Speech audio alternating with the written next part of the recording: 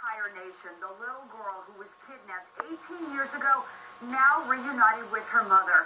But when you think about what she endured during her almost two-decade abduction, it is truly sickening.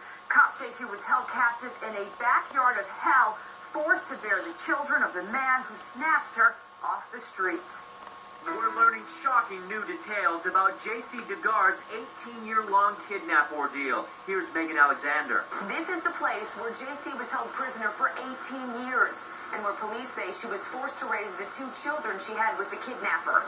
Hidden from view behind this fence is a secret maze with two sheds, two tents, a primitive outhouse, and a shower. One of the sheds was even soundproofed. Police even found the silver-colored car used in the kidnapping back in 1991.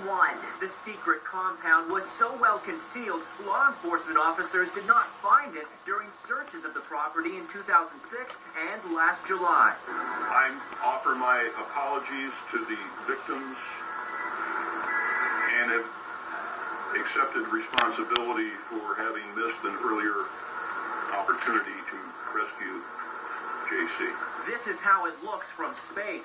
Several blue tents and shacks surrounded by fences. The accused kidnappers, Phillip Garrido and his wife Nancy, were an odd couple. We didn't have good vibes about him.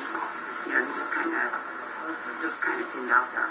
That 6'4" Phillip Garrido being taken to jail in Antioch, California, his head bowed. Incredibly, he gave a jailhouse interview to a Sacramento TV station in which he tried to justify his sick crime. You're going to find the most powerful story coming from the victim. You're going to fall over backwards. And in the end, you're going to find the most powerful, heart-rending story. It's a disgusting thing that took place with me in the beginning. But I turned my life completely around. The religious fanatic also wrote this blog in which he says, "The Creator has given me the ability to speak in the tongues of angels." Jaycee was 11 when she was kidnapped in 1991. She's now 29. Today, she's with her mother Terry and sister Shanna, a toddler when Jaycee was kidnapped. She was in good health.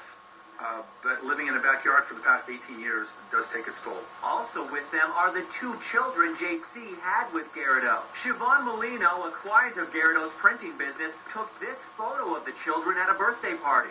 "What church you guys go to?" She said that, "Well, we have church in our basement." I said, "Well, how many people are in your church?" She said, 5. I said, "Okay, well, who's the pastor?" "My dad," and I was a little shocked. The reunited family is now living together in a rented house in an undisclosed location with 18 years to catch up on. We're learning more about Jaycee's accused tormentor. It turns out he was already a convicted sex offender when he abducted Jaycee, and his own brother is calling him nuts. The man in this haunting mugshot has a long history of monstrous behavior, including a previous conviction for kidnapping and rape. The citizens should be outraged that a predator like him was free to prey upon somebody else, only this time, unfortunately, an 11-year-old child. In 1976, Phillip Garrido, then 25, abducted a woman from a Lake Tahoe parking lot, took her to a warehouse, and raped her. He had induced this young lady to get into his vehicle. He then tied her up, you know, like the cowboys do in a rodeo.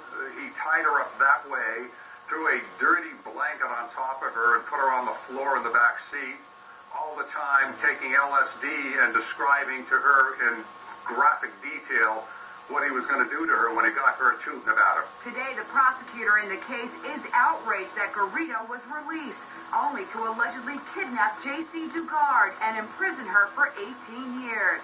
What was your reaction when you learned that he was arrested for another horrific crime? I'm shocked at what this child had to go through for the last 18 years, but unfortunately not shocked at the depravity of this man. Garrido was sentenced to 50 years at the federal penitentiary in Levonworth, Kansas. There, he met his wife, Nancy, the niece of another prisoner. They got married behind prison walls. Garrido's brother calls the woman a robot and compares the relationship to Charles Manson and the notorious Manson girls.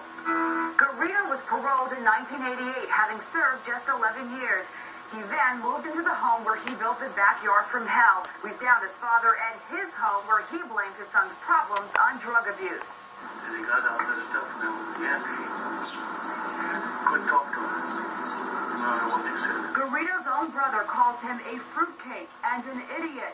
Now the prosecutor, who hopes Garrido would never be free to victimize another young woman, can barely contain his anger. What do you think should happen now? I think he should be tried, I think he should be convicted, and I think they should throw the key away.